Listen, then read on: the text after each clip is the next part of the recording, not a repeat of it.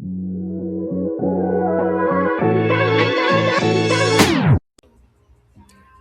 back to another Unfiltered After Dark. Tonight, we're talking about a subject that can unite parents from every walk of life, every income level, every background, and every corner of the world. Teenagers. And let's be honest, preteens, they ain't far behind. If you're a parent listening tonight, you probably had one of those moments where you look at your child and think, who are you? And what did you do with my sweet little kid? Because, man, they're monsters. One day, they're asking you to tie their shoes. The next day, they're explaining why you're wrong, why the rules don't make sense, and why they absolutely need something that costs more than your first car. It's wild. It's exhausting. It can also be hilarious. And sometimes, it's enough to make a parent want to pull their hair out. So tonight, let's talk about the roller coaster that is raising preteens and teenagers. The age of attitude. Let's start with something every parent knows. Attitude. I know any and all parent can say, and if you say otherwise, you're lying. The attitude that they give and us as parents receive, they lucky there's laws put in place, and I will say that.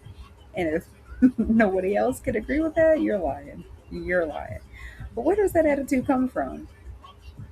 One minute your kid's asking for a snack, you hand them the snack, and somehow they're mad about the snack they asked for.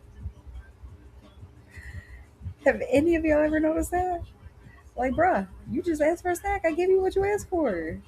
Like, did I hand it to you too fast? Too wrong? Not fast enough? Or did I grab the wrong flavor? You can literally give them exactly what they wanted and still get a dramatic sigh. You ask them to clean their room.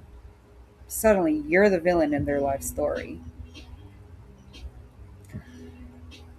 I'm constantly. My girls aren't bad no more since they're older. They're. I've got two young women in there, and they're handling that room. My boys, on the other hand, boy, it stinks. God, it smells like a man's locker room, if not worse. And the other day I was watching a thing. This parent,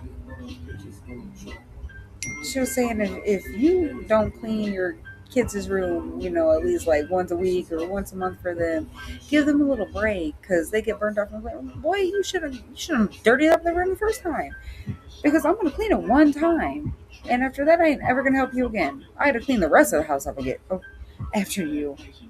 Shh. I'm not the one missing on the toilet seat. I know that's a fact. You can ask how school was, and you get fine.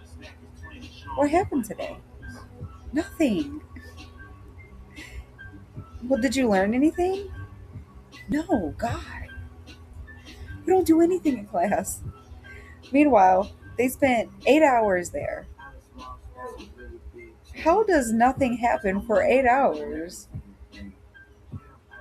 You know what it is? They took away the books and implemented those laptop computers. Like, those kids need those books. They don't even learn history like I learned history. I bring up things in school, they don't even know what the hell I'm talking about. Is it that they're growing up and that's the problem? The reality is that preteens and teenagers are stuck in a weird place. They're not little kids anymore, but they're not adults either. They want independence, they want freedom, they want to make their own decisions, but they still need that guidance and they don't understand that. And that's where the conflict starts. Because parents are trying to protect them, right? Like we're trying to protect our little ducklings, our babies, especially us mama bears. Teenagers are trying to prove they don't need protecting. It's like a constant tug of war, and neither side wants to let go of the rope. And for me, that's 100% true. Like my third child, he's not the middle, he's not the end, but he ain't the beginning. He's 16, about to be 17 in a couple months. Just got his provisional license, and he's been driving in the car with me. We get home today after getting him from work because his car's out. We got to figure it out, get fixed. And he wanted to drive around town. We live in a small town, right? But God, I'm not ready to let go of that. I know he's got it. I know he can do it, but the anxiety of I know what is out there, other people not paying attention, and but then my baby's growing up. Who's gonna need me when my last baby don't need me no more? Beside my husband, he's always gonna need me. That man would starve if I wasn't around. The emotional roller coaster. Can we talk about emotions for a minute? Because teenagers can go from laughing to crying to angry to happy in about 7 minutes or less. And sometimes way soon, like I'm talking about within like seconds. As parents, we're sitting there trying to figure out what the hell just happened. Did somebody say something? Did something go wrong? Was there a problem at school? No. Someone looked at them funny, or a friend didn't text back immediately, or their favorite hoodie is in the laundry. And I'll get, Mom, can you do it? Nah, I do laundry on the weekends. Like once, like I start Friday night and finish it on Saturday, or vice versa, whatever. But no, you should have thrown it around the house. You should have got that stuff clean, picked up. I mean, unless you're wearing that hoodie 24/7, then yeah, we needed to pepper spray and put that in the wash, let it soak up. And suddenly the entire world is ending. Now, before the teenagers listening get upset, remember this. Us parents, we were teenagers once too. Hard to believe, right? But believe it or not, we were. We weren't exactly calm and rational all the time. We just forgot what it was like. Can some of us say that? I did, because I haven't forgot what it was like. I remember being a teenager like it was yesterday. When social media changed everything. Oh, I hate social media. Do I like? Can't say I fully hate it. I won't say I fully hate it. But God, it has consumed our children. It has consumed them. They will. Yeah, but they really ain't listening to you. Mm-mm.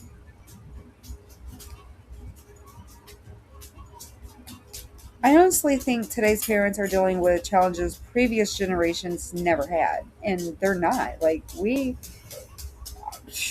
I was probably 13, maybe 12, AOL was just coming out, dialing it up. I was trying to figure out, and boy, I was a whiz back then. Most of us parents we were writing codes and we didn't even know it. And now today we can't even build an Excel spreadsheet. Our parents worried about what happened at school. Well, maybe some of y'all did, mine didn't. Today's parents worry about what happens after school online all night long. Arguments don't stop when kids come home. Drama follows them, pressure follows them, comparison follows them. Everything is public, everything is recorded, everything feels bigger. And that's a lot for young minds to handle. I didn't have the pressure of what was trending next, what was going on next. No, like I was just worried about whose house was I gonna go hang out at, who was home, who was gonna be home at what time. But when do you step in as a parent? Is this one of the hardest questions for us parents? When do you step in? When do you let them figure things out on their own? When do you become the bad guy? Because let's face it, sometimes parenting means making decisions your kids absolutely hate. Like the curfews, phone restrictions, grounding, consequences, boundaries. Nobody enjoys handing out consequences, right? But if we're being honest, consequences are a part of life. From being a kid to being older at any age. You could be 70 years old and get a consequence, as a ticket because you were speeding. The goal isn't punishment, and the kids don't see that. The goal is to teach responsibility. And I will say, my oldest child is 19, and I have an open relationship with all my kids. We're very open, honest, blunt. We don't beat around the bush and we don't sugarcoat things. And when she tells me things, we talk about it. We even we might get into a disagreement. It is what it is. But at the end of the day, she usually sees where I'm coming from. Like I make it clear, I've lived life. I've done life. I've done shit. Like let learn through me. Let me teach you so you don't have to go through what I did. But if I think it's a bad idea, her going somewhere or doing something or whatever it is, I stop it. I put my foot down and I lay it down. And even to this day, and I tell them all, even when you move out and we're talking and I don't agree with you, I'm always going to tell you how it is, how I feel. And if I can stop it, I'm going to stop it because I'm going to stop you from making a stupid ass mistake decision that's going to haunt you for the rest of your life. I mean, because some of us have things from our past that we've grown from, changed from, and made 360, and we're way better people. But it still follows us. It still haunts us. So when is enough enough? Let's talk about the question that's probably brought a lot of parents to this episode. When is enough enough? When do you finally put your foot down? I think every family is different. Every child is different. But one thing remains true: rules without consequences are just suggestions. Kids are smart, they're very manipulative. Teenagers are especially smart, especially when it comes to technology and some of us parents. If they learn that boundaries move every time they push them, they're going to keep pushing. So, as parents, you better push back and learn to close that gate and not let that MFR open back up. You can't. And it's not because they're bad kids, because that's what teenagers do. They're testing their limits. They're trying to figure out where the line is. The challenge for parents is holding that line consistently, though. How do you pick your battles?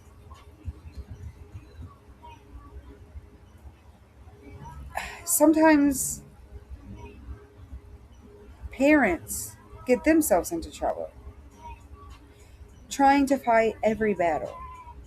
Not every disagreement needs to become World War III. I'm like, Lord have I, because I've learned that. I used to argue and argue and argue. Okay, I said my piece. I'm gonna shut it, and that's it. You can talk to me, and I ain't gonna reply to you. Turn around, go back to your room. Think about it. Sometimes you have to ask yourself: is this really worth the argument? Is this a safety issue, a respect issue, a responsibility issue, or is it simply a teenager being a teenager?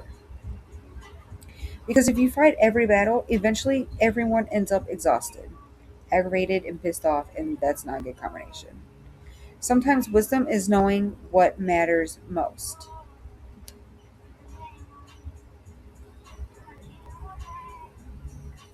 The things we don't say enough, though.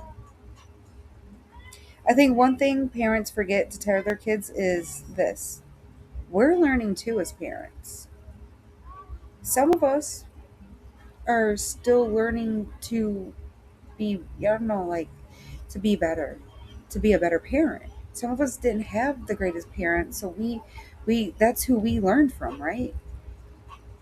But if we recognize and we know and we're trying to grow, like give us some props too, kids. Like we trying to be good parents. We're not your friends. We're your shoulder to lean on. Our shirts are your tissue for when your eyes are tearing. But we always got your back for sure as your parents.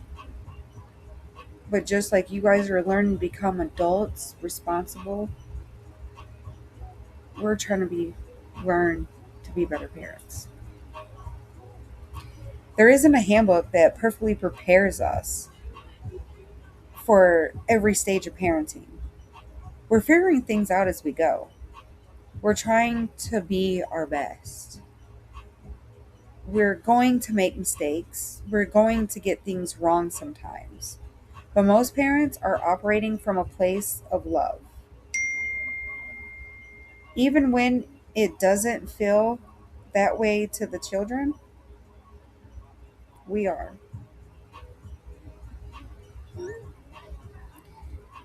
To the teenagers that are listening tonight, if there are any teenagers listening tonight, let me tell you something.